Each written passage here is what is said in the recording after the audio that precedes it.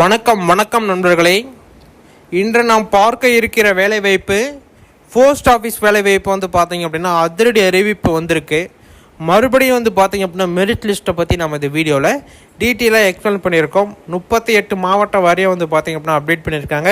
இது எப்படியெல்லாம் பார்க்கணும், இந்த போஸ்ட் ஆஃபீஸ் வேலைவாய்ப்பு மறுபடியும் அறிவிச்சிருக்காங்களா, என்ன ப்ரோ சொல்கிறீங்க, எங்களுக்கு வேலைவாய்ப்பு அப்போ அறிவிச்சா தான் தெரியும். நிறைய பேர் வந்து கமெண்ட் பண்ணியிருந்தாங்க, மறுபடியும் வந்து போஸ்ட் ஆஃபீஸ் வேலைவாய்ப்பு அறிவிச்சிட்டாங்களா அப்படின்னு சொல்லிட்டு. அது வந்து பார்த்தீங்க அப்படின்னா ஆமாம், மறுபடியுமே போஸ்ட் ஆஃபீஸ் வேலைவாய்ப்பு வந்து அப்டேட் பண்ணியிருக்காங்க. இன்னும் ஒரு சில நாட்களில் அப்டேட் ஆக போகுது. அது டேட்டும் எண்ட் ஆக போகுது. முடிஞ்ச வரைக்கும் வந்து பார்த்தீங்க அப்படின்னா விண்ணப்பிக்கணும் அப்படின்னா உடனடியாக நீங்கள் வந்து விண்ணப்பிச்சுக்கணும். அதை எப்படி விண்ணப்பிக்கணும், யாரெல்லாம் விண்ணப்பிக்கணும் அப்படிங்கிற டீட்டெயில் எல்லாமே நம்ம இப்போ ஒன் பை ஒன்னாக பார்க்க போகிறோம். அதுக்கு முன்னாடி நீங்கள் நம்ம சேனலை சப்ஸ்கிரைப் பண்ணல அப்படின்னா கீழே சப்ஸ்கிரைப் பட்டன் அவைலபிளாக கொடுத்துருக்கோம். தாராளமாக கிளிக் பண்ணி ஆல் அப்படிங்கிற ஆப்ஷன் சூஸ் பண்ணிட்டீங்க அப்படின்னா இன்னும் அதிகப்படியான தகவல்களை நீங்கள் வந்து தெரிஞ்சுக்கிறதுக்கு ரொம்ப யூஸ்ஃபுல்லாக இருக்கும். ஓகே, வாங்க இப்போ வீடியோக்குள்ளே போகலாம். இதில் வந்து பார்த்தீங்க அப்படின்னா ஒரு சூப்பரான அப்டேட் கொடுத்துருக்காங்க. நீங்கள் வந்து விண்ணப்பிக்கணும் அப்படின்னா தாராளமாக விண்ணப்பிச்சுக்கலாம். ஏஜ் லிமிட் வந்து பார்த்தீங்க அப்படின்னா 18லேருந்து 30 வயசு வரைக்கும் இருக்கணும். அதுவும் வந்து எஸ்சி எஸ்டிலாம் வந்து பார்த்தீங்க அப்படின்னா 5 வருஷம் தலைவர்கள் கொடுக்குறாங்க. ஓபிசி அப்படின்னா 3 வருஷம் தலைவர்கள் கொடுக்குறாங்க. அடுத்தது வந்து பார்த்தீங்க அப்படின்னா இதிலே நிறைய விதமான அலவன்ஸ் அது இதுன்னு சொல்லிட்டு ஏகப்பட்டது இருக்குது. நீங்கள் ஒன்ஸ் அந்த ஜாப்புக்குள்ளே போயிட்டாவே போதும். இதுவும் அதேமாரியே தான். 8ஆம் வகுப்பு தேர்ச்சி பெற்றிருந்தீங்க அப்படின்னா 1 வருஷம் எக்ஸ்பீரியன்ஸ் கேட்குறாங்க.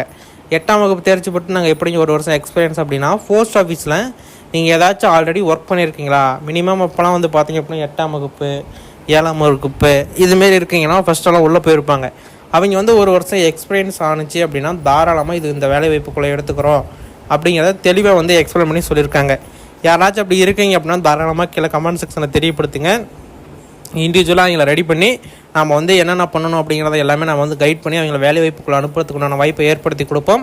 அப்படி யாராச்சும் இருந்தீங்க, அதாவது 8ஆம் வகுப்பு முடிச்சுட்டு போஸ்ட் ஆஃபீஸில் டெம்பரரியாக ஏதாச்சும் ஒரு வேலையோ இல்லை பர்மனெண்ட் வேலையோ பண்ணிட்டு இருந்தீங்க அப்படின்னா நீங்கள் 1 வருஷம் எக்ஸ்பீரியன்ஸ் இருந்தது அப்படின்னா தாராளமாக இந்த வேலைவாய்ப்புக்குள்ளே விண்ணப்பிக்கலாம். இதோட சேலரி டீட்டெயிலாம் வந்து பார்த்தீங்க அப்படின்னா ஒன்ஸ் நான் அப்டேட் பண்ணுறேன். ஒரு சூப்பரான சேலரி தான் கொடுப்பாங்க. மாதம் வந்து 19,900 ரூபாய், அதாவது 20,000 ரூபாய் ஸ்டார்டிங்கு. எண்டிங் வந்து 63,200 ரூபாய் சொல்கிறாங்க. அதே லெவல் 2ல் வந்து பார்த்தீங்க அப்படின்னா இன்னும் இன்க்ரிமெண்ட் அதிகமாகும் அப்படிங்கிறதையும் தெளிவாக வந்து அவங்க வந்து எக்ஸ்பிளைன் பண்ணி சொல்லியிருக்காங்க. ஒரு சூப்பரான அப்டேட்டு. இது வந்து மிஸ் பண்ணிடாதீங்க. முடிஞ்ச வரைக்கும் எல்லாருமே விண்ணப்பிச்சுக்கோங்க. ஏன்னா அப்படி யாராச்சும் இருந்தீங்க அப்படின்னா தாராளமாக கீழே சொல்லுங்கள் ஃப்ரெண்ட்ஸ். நாங்கள் வந்து முடிஞ்ச வரைக்கும் கைட் பண்ணுவோம். ஏன்னா அதை பற்றி ஓரளவுக்கு அண்டர்ஸ்டாண்ட் பண்ணியிருக்கோம். அதாவது இப்போ வந்து வேலைவாய்ப்பு நிறைய பேர் போயிருக்காங்களா, ஆல்ரெடி ஆஃபீஸில் ஆளுங்கள் இருக்காங்களா, அவங்கள ரெஃபரல் பண்ணிட்டு இப்படி இருக்காங்க என்ன பண்ணலாம் அப்படின்னா அவங்களுக்கு வந்து நாங்கள் வந்து இது என்னென்ன இது ப்ரொசீஜரோ அதை ரெடி பண்ணிவிட்டு நாங்கள் வந்து கேட்டோம் அப்படின்னா அதுக்கு வந்து தகவல் சொல்லிடுவாங்க. நாங்கள் வந்து அப்டேட் பண்ணிடுவோம். நீங்கள் வந்து தாராளமாக வேலைவாய்ப்புக்குள்ளே போகிறதுக்கு ஒரு வழி ஈஸியாக காட்டுறோம். நீங்கள் வந்து தாராளமாக உள்ளே போய்க்கலாம். இல்லை யாரும் இல்லை எனக்கு வந்து அப்படி நான் வந்து முடிக்கல அப்படின்னா நீங்கள் தாராளமாக என்ன பண்ணலாம் அப்படின்னா நீங்கள் வந்து இதில் போகலாம், மெரிட்டில் போகலாம். நீங்கள் வந்து செலெக்ஷன் ப்ராசஸை போயிட்டு நீங்கள் தாராளமாக விண்ணப்பிக்கலாம். நிறைய பேர் வந்து பார்த்தீங்க அப்படின்னா எங்களால் விண்ணப்பிக்க முடியலைங்க, லாஸ்ட் டேட்டு நாங்கள் ப்ரௌசிங் சென்டர் போய் விண்ணப்பிக்க முடியல, நாங்களே இங்கே விண்ணப்பிக்க முடியல, 200 Mbps ஸ்பீடு நெட்டு போட்டு இங்கே வந்து ஃபைபர் நெட் போட்டு எல்லாமே பண்ணி ப்ரொசீஜராக அடிக்கிறோம். எங்களுக்கு வந்து லேக் ஆகுது. லேக் ஆனாலும் ஒரு ஆளுக்கு மினிமம் 1.5 மணி நேரம் ஆகுது. நான் ஃபஸ்ட்டெல்லாம் நாங்கள் அப்ளை பண்ணுறப்ப 10 நிமிஷம் தான் ஒரு ஆளுக்கு டைமு. படப்படன்னு ஃபஸ்ட்டு ரெஜிஸ்ட்ரேஷன் பண்ணுறோம், அப்புறம் டாக்குமெண்ட்லாம் வாங்கி படப்படன்னு அடித்து வேலை முடிச்சோமா கரெக்டாக 10 நிமிஷத்தில் முடிச்சு கொடுத்துட்டு இருந்தோம். அதே டிலே ஆக என்ன ஆச்சு அப்படின்னா நைட்டாக நைட்டு 12 மணியோட முடியுது, 11 மணிக்கு ஒருத்தர் ஃபோன் பண்ணுறாரு, எங்களுக்கு வந்து 5 பேர்த்துக்கு விண்ணப்பிக்கணும் அப்படின்னு. எப்படிங்க விண்ணப்பிங்க 5 பேர்த்துக்கு? சிஸ்டம் இருக்குது, 5 பேர்த்துக்கு போட்டால் கூட ஒவ்வொரு மணி நேரம் தான், டைம் இல்லையே, 12 மணிக்கு க்ளோஸ் ஆயிரும், 1 மணி நேரத்தை வச்சுட்டு என்ன பண்ணுறதுன்னு சொல்லி வாங்கி கரெக்டாக எல்லாத்துக்கும் விண்ணப்பித்தோம். கடைசி நேரத்தில் வந்து பார்த்தீங்க அப்படின்னா 2 பேர்த்துக்கு நம்ம ரிஜெக்ட் ஆகிடுச்சு. 3 பேர்த்துக்கு அப்போயுமே நாங்கள் வந்து அப்ளை பண்ணி முடிச்சிட்டோம். அப்படி ஏதாச்சும் ஆன்லைன் மூலமாக விட்டாங்க அப்படின்னா நாங்களே விண்ணப்பிச்சு கொடுத்துருவோம். நீங்கள் ஈஸியாக வந்து வேலைவாய்ப்புக்குள்ளே போயிடலாம். இருந்தால் இது வந்து பார்த்தீங்க அப்படின்னா போஸ்ட் ஆஃபீஸ் மூலமாக தான் விண்ணப்பிக்கணும். போஸ்ட் ஆஃபீஸ் மூலமாக தான் இது வந்து நீங்கள் விண்ணப்பிச்சாகணும், வேறு வழி கிடையாது. அதை எப்படி விண்ணப்பிக்கணும், என்னென்ன ப்ரொசீஜர் அப்படிங்கிறது எல்லாமே நான் இப்போ இந்த வீடியோவில் டீட்டெயிலாக சொல்ல போகிறேன். வீடியோவை ஸ்கிப் பண்ணாமல் பார்த்துருப்பீங்கன்னு நினைக்கிறேன். இன்னும் ஸ்கிப் பண்ணி பார்த்துருந்தீங்க அப்படின்னா வீடியோ மறுபடியும் முழுசாக பார்த்துக்கோங்க. ஏதாச்சும் டவுட்ஸ் இருக்குது அப்படின்னா தாராளமாக கீழே கமெண்ட் செக்ஷனில் தெரியப்படுத்துங்க. உங்களுக்கு உடனுக்குடனே ரிப்ளை கொடுக்கணும் அப்படின்னா நம்ம இந்த சேனலை சப்ஸ்கிரைப் பண்ணி கீழே கமெண்ட் பண்ணிங்க அப்படின்னா உங்களுடைய சேனலுக்கு உடனுக்குடனே வந்து பார்த்திங்க அப்படின்னா ரிப்ளை கிடைக்கும். நீங்கள் வந்து ஈஸியாக நீங்கள் வந்து எல்லா விதமான தகவல்களையும் தெரிஞ்சுக்கலாம். ஓகே, அந்த அப்ளிகேஷன் ஃபார்ம் எப்படி ஃபில் பண்ணணும், அந்த அப்ளிகேஷன் ஃபார்ம் எப்படி இருக்குது அப்படிங்கிறத நீங்கள் ஒன்ஸ் வந்து பார்த்துக்கோங்க. இதுதான் வந்து பார்த்தீங்க அப்படின்னா அந்த அப்ளிகேஷன் ஃபார்மே. இதை நான் டிஸ்கிரிப்ஷன் பாக்ஸில் லிங்க்ஸில் நான் அவைலபிளாக கொடுக்குறேன். தாராளமாக இதை வந்து டவுன்லோட் பண்ணிக்கோங்க. ரிஜிஸ்ட்ரேஷன் வந்து பார்த்தீங்க அப்படின்னா ஸ்பீட் போஸ்ட்டில் தான் நீங்கள் வந்து போடணும்.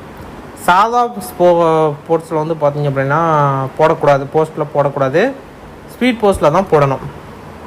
அப்படி ஸ்பீட் போஸ்ட்டில் போடுறப்போ வந்து பார்த்தீங்க அப்படின்னா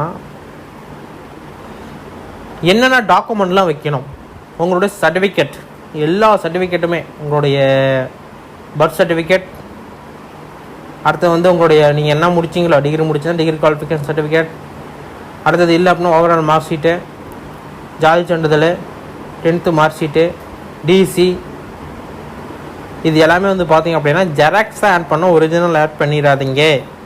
ஜெராக்ஸ் தான் ஆட் பண்ணோம். இது எல்லாமே ஜெராக்ஸ் வந்து அட்டஸ்டேட் பண்ணிவிட்டு அடுத்தது என்ன பண்ணுறீங்க அப்படின்னா இது எல்லாமே சிக்னேச்சர், செல்ஃப் அட்டஸ்டேட் அப்படின்னு சொல்லுவாங்க. பின்னாடி அதாவது இங்கே இருக்க நான் இப்போ சொன்ன ஜெராக்ஸ் எல்லாத்துலேயுமே பின்னாடி உங்களுடைய சிக்னேச்சர் இருக்கிற மாதிரி பார்த்துக்கோங்க. ப்ளூ அண்ட் பிளாக்ல இருக்கணும். கட்டாயமாக ப்ளூவில் இருந்தது அப்படின்னா கட்டாயமாக ரிஜெக்ட் பண்ணுறதுக்கு வாய்ப்பே கிடையாது. அதனால் ப்ளூவில் இருக்கிற மாதிரி நீங்கள் பார்த்துக்கோங்க. இதுதான் ப்ரொசீஜரு. ஃபஸ்ட்டு வந்து உங்களுடைய நேமு கேப்லெட்டில் எல்லாமே வந்து பார்த்தீங்க அப்படின்னா கேப்லெட்லேயே எழுதிக்கோங்க. அடுத்தது கீழே வந்து பார்த்தீங்க அப்படின்னா மேலே நேம் கேட்டிருக்காங்க, கீழே கேப்லெட்டில் கேட்டிருக்காங்க. நீங்கள் ரெண்டுமே கேப்பில் கூட எழுதிக்கலாம், ஒன்றும் பிரச்சனை கிடையாது.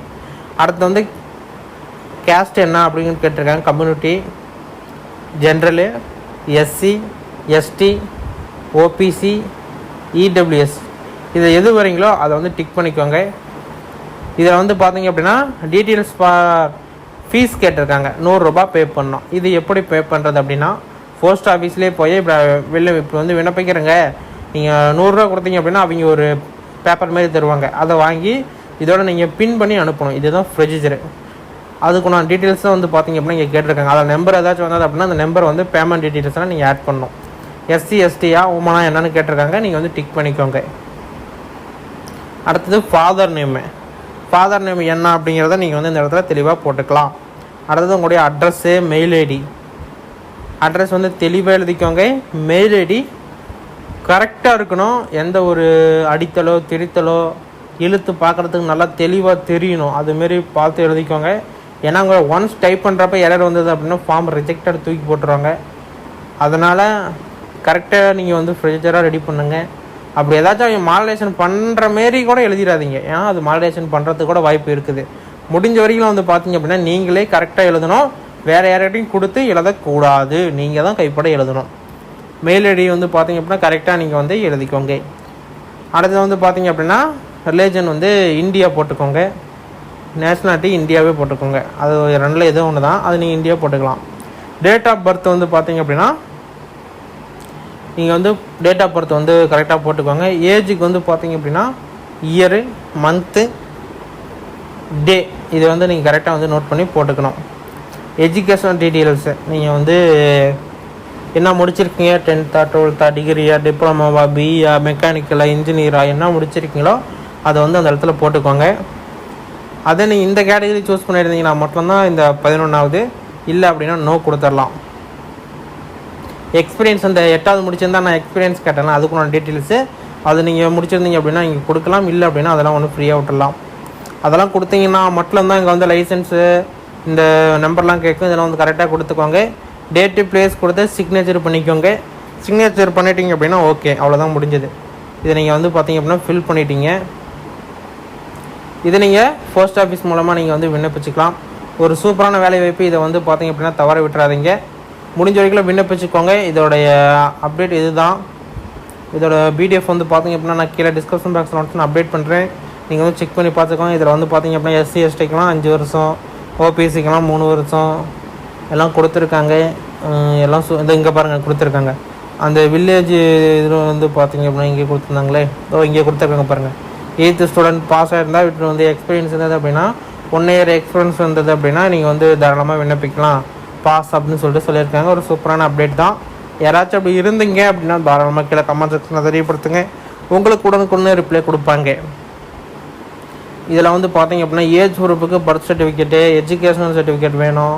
அடுத்தது வந்து பார்த்தீங்க அப்படின்னா குவாலிஃபிகேஷன் சர்டிஃபிகேட்டு, டிரைவிங் லைசன்ஸு, அடுத்து வந்து பார்த்தீங்க அப்படின்னா எக்ஸ்பீரியன்ஸ் சர்டிஃபிகேட் ஏதாச்சும் இருந்தது அப்படின்னா அது, கம்யூனிட்டி சர்டிஃபிகேட்டு, கவர்மெண்ட் சர்வீஸுக்கு உண்டான சர்டிஃபிகேட்டு, இதுமாரி எல்லாம் கேட்டிருக்காங்க. இங்கே பாருங்கள் 100 ரூபா பே பண்ண சொல்லியிருக்காங்களா, அந்த 100 ரூபா நீங்கள் வந்து பே பண்ணி ஆகணும். இங்கே பாருங்கள் அப்ளிகேஷன் ஃபீஸ்ன்னு சொல்லிட்டு 100 ரூபா பே பண்ண சொல்லியிருக்காங்க. நீங்கள் வந்து UCR ரிஜிஸ்டர் இஷ்யூ கொடுங்கன்னா அவங்க இது போட்டு கொடுத்துருவாங்க. இதுதான் கொடுத்துருக்காங்க.